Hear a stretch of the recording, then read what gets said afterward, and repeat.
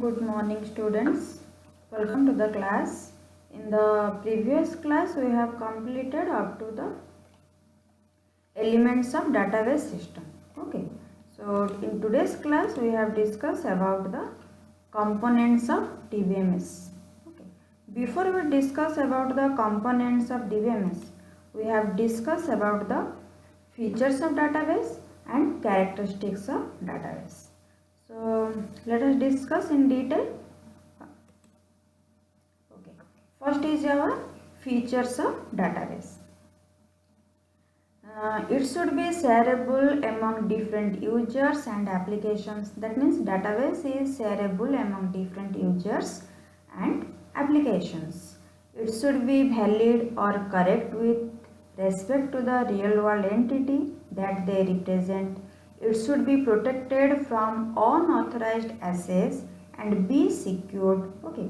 The consistency of data should be maintained, and it should be non-redundant. No data item in a database should represent the same entity. That means database can control the redundancy concept. Okay, so that means in a database same type of entity or same type of data items cannot be stored repeatedly. Okay, data should be independent of the application. That is, the DBA must be able to change the storage structure or access technique according to the changing requirements without affecting the existing application. So in the database, data should be independent. Okay, it not be dependent with each other. That means it can handle the it has the responsibility with the DBA. DBA has the responsibility to store the data independently. Okay, so these are the points of the features of database. Next is our characteristics of DBMS. It uses a digital repository established on a server to store and manage the information. It can provide a clear and logical view of the process that manipulates data, and also DBMS contains automatic backup and recovery procedures. It also contains the ACID property which maintains data in a healthy state in case of failure. ACID property means this is the concept of transaction properties. Okay, when we do the transactions in a database, these properties are we follow these properties. ACID means A for atomicity, C for consistency, I for isolation, D for durability. These properties are followed in the transaction. Okay, in case of any failure. It can reduce the complex relationship between data. It is used to support manipulation and processing of data. Okay. Next is used to provide security of data, and also it can view the database from different viewpoints according to the requirements of the user. So these are the different characteristics of the DBMS. Okay. Next we discuss about the components of DBMS. So in DBMS, components of DBMS, a DBMS provides facilities for controlling data access, enforcing data integrity, managing concurrency control, and recovering the database after failures and restoring it from backup files. Okay, as well as maintaining the database security. So DBMS components has provided these facilities. That means first is your controlling the data access, enforcing the data integrity, and manage the concurrency control, and recovering the database after failure occurs, and also restore the database from backup files, and also maintaining the database security. Okay. Next is the DBMS perform the necessary operations on storage database by using various components. Okay. The major component of a DBMS that integrate to manipulate the database and provide the services are shown in the following figure. So these are the service provided by the DBMS, and also I can say that these are the components of DBMS. First one is our transaction management, second is our concurrency control, third is our recovery management, fourth is our security management, and also language interface and storage management. These are the different components of the DBMS, and also I can say that these services are provided by the DBMS. First we discuss about the transaction management. What is transaction? A transaction is a sequence of database operation that represents a logical unit of work and that accesses a database and transforms it from one state to another. Okay, that means transaction is a series of work using the database, or we can also this series of work we can perform using the database, and also the database can transforms from one state to another state. Okay, a transaction can update a record, delete and modify a set of records. Okay, so in the transaction we can also update the record, delete the record and also modify a set of records, etc.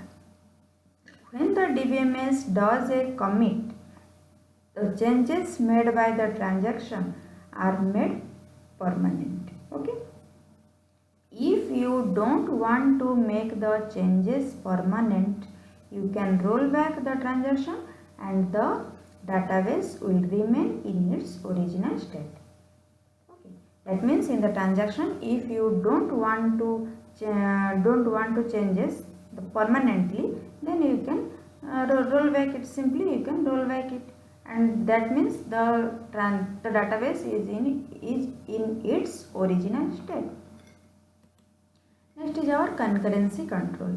Concurrency control is the database management activity of coordinating the action of database manipulation processes that operate concurrently, that access shared data and can potentially interfere with one another.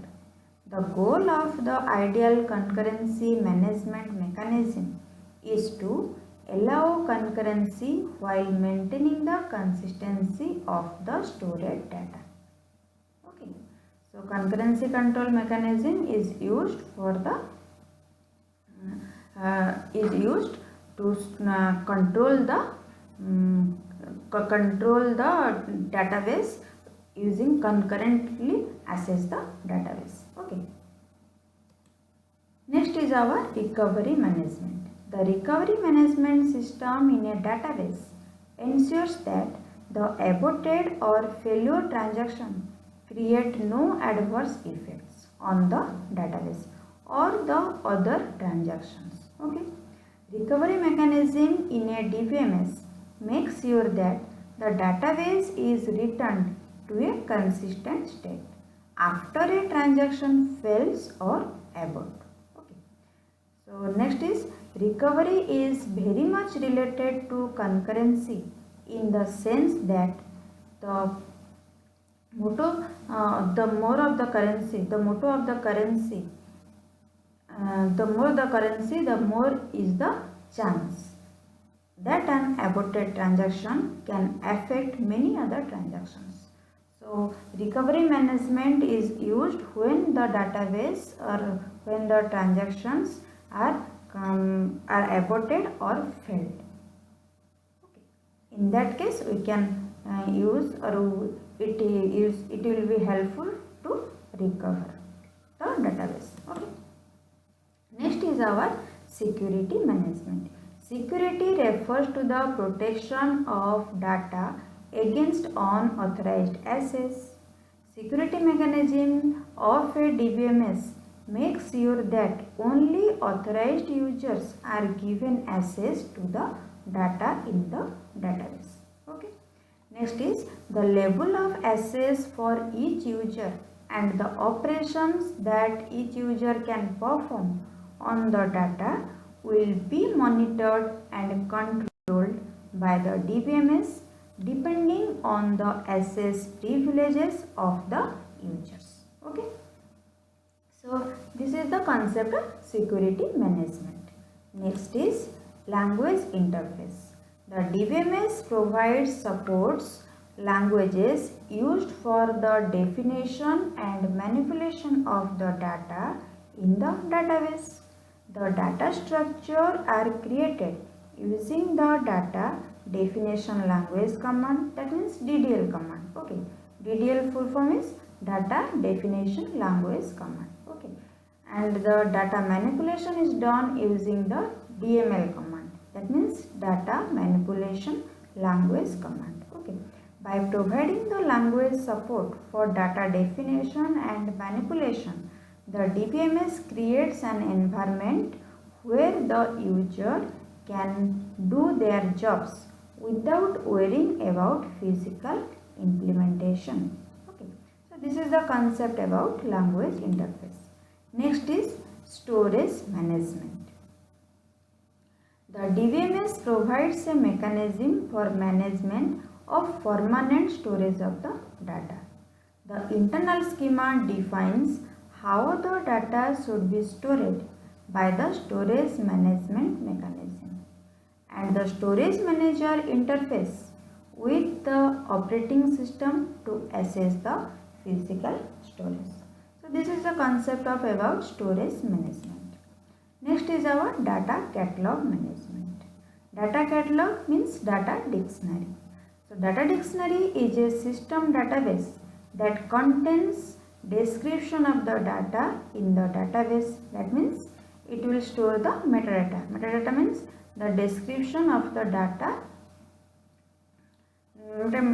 description of the data about the data. Okay, it contains the information about data, relationship, constraints, and the entire schema that organize these features into a unified database.